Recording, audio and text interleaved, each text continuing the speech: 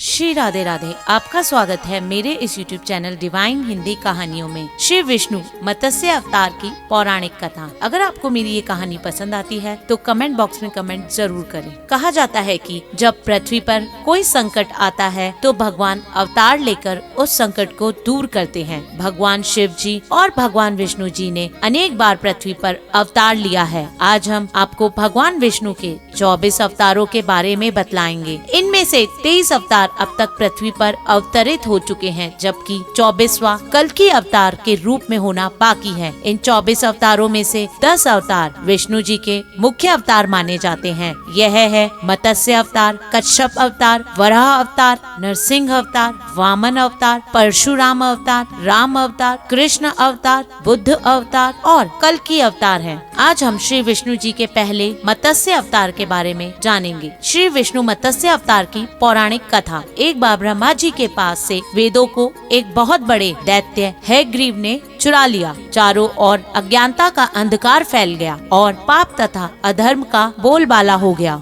तब भगवान ने धर्म की रक्षा के लिए मत्स्य रूप धारण करके उस दैत्य का वध किया और वेदों की रक्षा की। कल्पांतर के पूर्ण एक पुण्यात्मा राजा तप कर रहा था। राजा का नाम सत्यव्रत था। सत्यव्रत पूर्ण आत्मा तो था ही, बड़े हृदय का भी उद्धार था। प्रातः का समय था, सूर्योदय हो चुका था। सत्यव्रत कृतमाला नदी में स्नान कर रहा था। उसने स्नान करने के पश्चात जब तर्पण के लिए अंजलि में जल लिया तो अंजलि में जल के साथ एक छोटी सी मछली भी आ गई।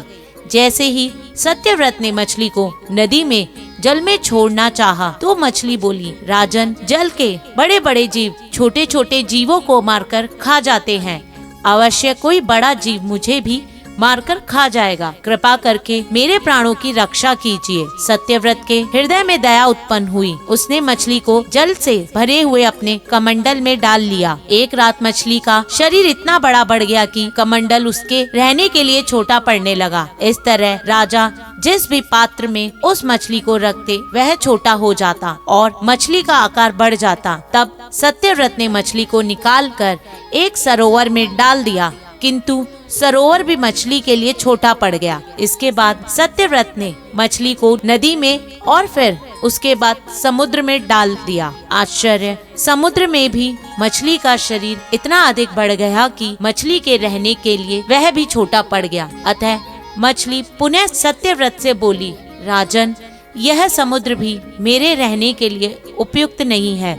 मेरे रहने के लिए व्यवस्था कहीं और कीजिए। सत्यव्रत विस्मित हो उठा। उसने आज तक ऐसी कोई भी मछली नहीं देखी थी। वह विस्मित भरे स्वर में बोला, मेरी बुद्धि को विस्मय के सागर में डुबो देने वाले आप कौन हैं? आपका शरीर जिस गति से प्रतिदिन बढ़ता है, उस दृष्टि से रखते हुए बिना किसी संदेह में कहा जा सकता है कि आप अवश्य परमात्मा है। यदि यह बात सत्य है तो कृपा करके बतलाइए कि आपने मत्स्य का रूप क्यों धारण किया है।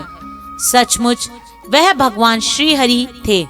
मत्स्य रूपी श्री हरि ने उत्तर दिया, राजन, एक दैत्य ने वेदों को चुरा लिया है। जगत में चारों ओर अज्ञान और अधर्म का अंधकार फैला हुआ है। मैंने हयग्रीव को मारने के लिए ही मत्स्य का रूप धारण किया है। आज से 7वें दिन सारी पृथ्वी पानी में डूब जाएगी। जल के अतिरिक्त कहीं कुछ भी दृष्टिगोचर नहीं होगा। आपके पास एक नाव पहुंचेगी। आप सभी अनाजों और औषधियों के बीजों को लेकर सप्तऋषियों के साथ नाव में बैठ जाइएगा। मैं उसी समय आपको पुनः दिखाई पड़ूंगा और आपको आत्मत्व का ज्ञान प्राप्त करवाऊंगा। सत्यव्रत उसी दिन से ही हरि का स्मरण करते हुए प्रलय की प्रतीक्षा करने लगे। 7वें दिन प्रलय का दृश्य उपस्थित हो उठा। जल उमड़कर अपनी सीमा में बहने लगा। भयानक वृद्धि होने लगी। थोड़ी ही देर में जल ही जल हो गया। संपूर्ण पृथ्वी जल में समा गई। उसी समय एक नाव दिखाई पड़ी। सत्यव्रत सप्तऋषियों के साथ उस नाव में बैठ गए। उन्होंने नाव के ऊपर संपूर्ण अनाजों और औषधियों के बीज भी भर लिए। नाव प्रलय के सागर में तैरने लगी। प्रलय से, उस सागर से, उस नाव के अतिरिक्त कहीं भी कुछ भी नहीं दिखाई दे रहा था। साहस मत्स्य रूपी भगवान प्रलय के सागर में दिखाई पड़े। सत्यव्रत और सप्तऋषि गण मत्स्य रूपी भगवान की प्रार्थना करने लगे। हे प्रभु, आपकी सृष्टि के आदि हैं, आप ही पालक हैं और आप ही रक्षक हैं। दया करके हमें अपनी शरण में लीजिए, हमारी रक्षा कीजिए। सत्यव्रत और सप्तऋषियों की प्रार्थना पर मत्स्य रूपी भगवान प्रसन्न हो उठे। उन्होंने अपने वचन के अनुसार सत्यव्रत को आत्मज्ञान प्रदान किया और बतलाया, सभी प्राणियों में मैं ही निवास करता हूँ, न कोई ऊंचा है न नीचा, सभी प्राणी एक समान है। जगत नश्वर है, नश्वर जगत में मेरे अतिरिक्त कुछ भी नहीं है। जो प्राणी मुझे सब में देखता हुआ जीवन व्यतीत करता है, वह अंत में मुझे ही मिल जाता है।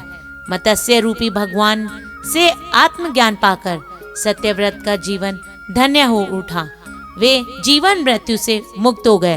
प्रलय का प्रकोप शांत हुआ, पर मत्स्य रूपी भगवान ने उस दैत्य को मारकर उससे वेद छीन लिए। भगवान ने ब्रह्मा जी को वेद दे दिए। धन्यवाद। अगर आपको मेरा ये चैनल पसंद आता है तो मेरे इस चैनल को लाइक, सब्सक्राइब तथा शेयर करना ना भूले।